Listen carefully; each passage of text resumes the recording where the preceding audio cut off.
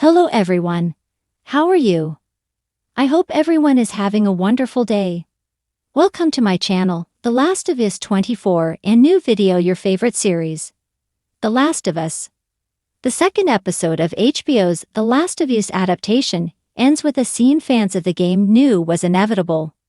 Tess meets her demise in Season 1, Episode 2, Infected. However, Anna Torv's performance as Tess elevates the character from a mere superfluous casualty into a woman whose loss the viewers feel as succinctly as the characters do. Tess's time in The Last of Us video game felt almost like a cameo. The marketing for the game highlighted that the story was about Joel and Ellie from the beginning. Tess' death only served to underscore for the player how dangerous the world was. Her sacrifice didn't even help Ellie and Joel. But the TV series changed that, making the intimate nature of her relationship with Joel explicit rather than subtext. In the game, Tess was played expertly by Annie Wershing, who passed from cancer in January. The character was written with little agency of her own, and Wershing's performance imbued the character with emotional subtext. Torv built on what Wershing established for the character, making Tess's sacrifice more than simply a checkpoint to save the game.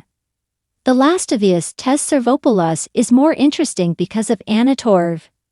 In The Last of Us game, Joel and Tess were introduced as a pair, but the HBO series allows for more freedom. Joel is seen doing task work for ration cards and hustling pills on the side.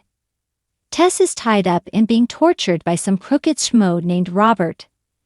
Like a post-apocalyptic Han Solo, Torv sells Tess's confident front in the desperation to cut a deal.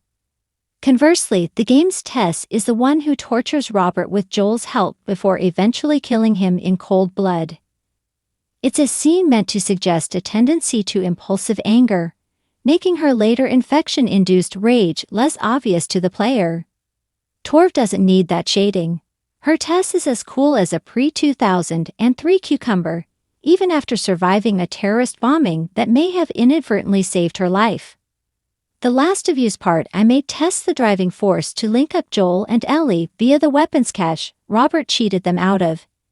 In HBO's story, all the fuss is over a serviceable car battery. A weapons cache is a great excuse to outfit the player characters, but the TV version of The Last of Us grounds the characters in a way that makes them more sympathetic.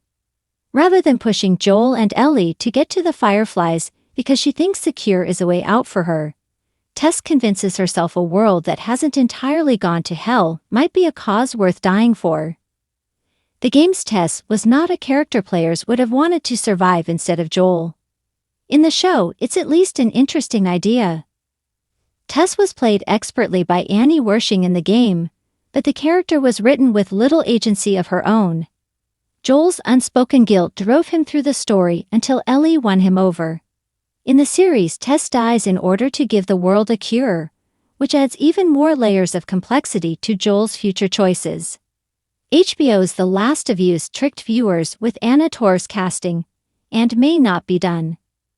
Anna Torv delivering an excellent performance in a drama is nothing new. From Fox's Fringe to Netflix's Mindhunter, she's known for taking complex characters and making them equal parts mysterious and relatable. As recognizable as Torv is from those other shows, it's possible The Last of Us producers cast her to trick viewers into thinking Tess was safe from her video game fate. Who would bring Anna Torv onto a TV show and only have her in 2 episodes?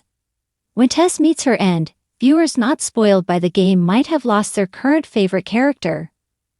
By design, Tess is more likable than Pedro Pascal's Joel, which means there may still be reasons to utilize her in future episodes. Begin with flashbacks, so the series is not above using this particular narrative device.